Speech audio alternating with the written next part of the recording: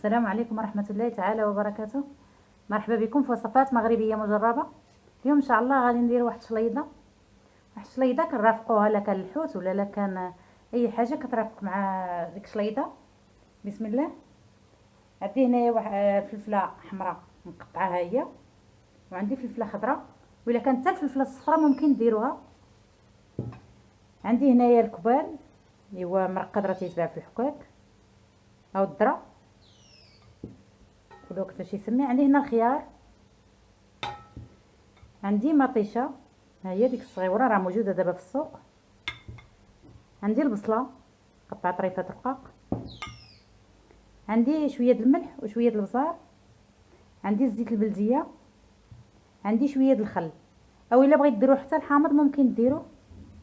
عندي المقارونيه ها هي ملونه رانا سالقاها مع شويه د الملح وشويه د الزيت.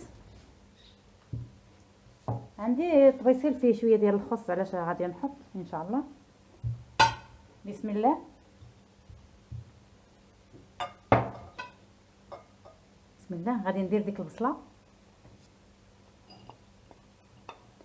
ديك البصله راه قد ما ترقدات قد ما تجي في العطريه قد ما تجي زوينه. غادي ندير ديك الملحه وداك شويه البزار، غادي ندير داك الخل. انا قلت لكم الا كانت عندكم الحامض ممكن ديروا الحامض وتحيدوا الخل. عندي الزيت البلديه،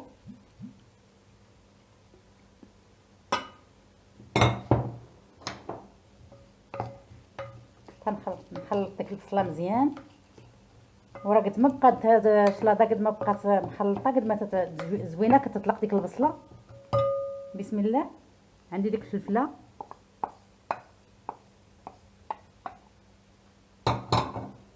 عندي داك الخيار،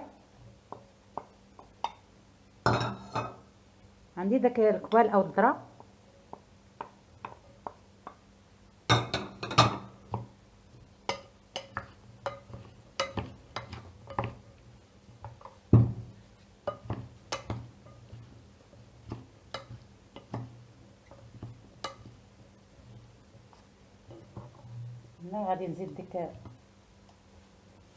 غادي نزيد ديك المقارونيه اللي عندي.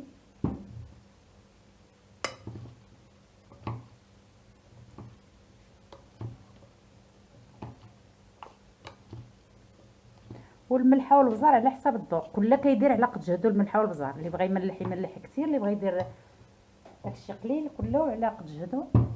بسم الله.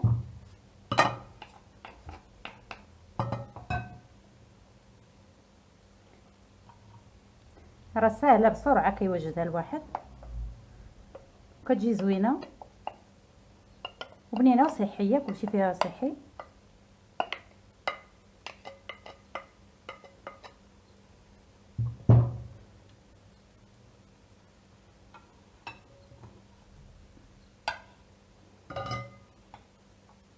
بسم الله.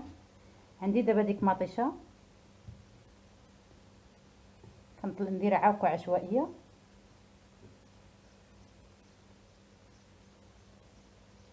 ها هي شلاضه من بعد ما وجدناها، ها هي راه كتجي صحيه وزوينه.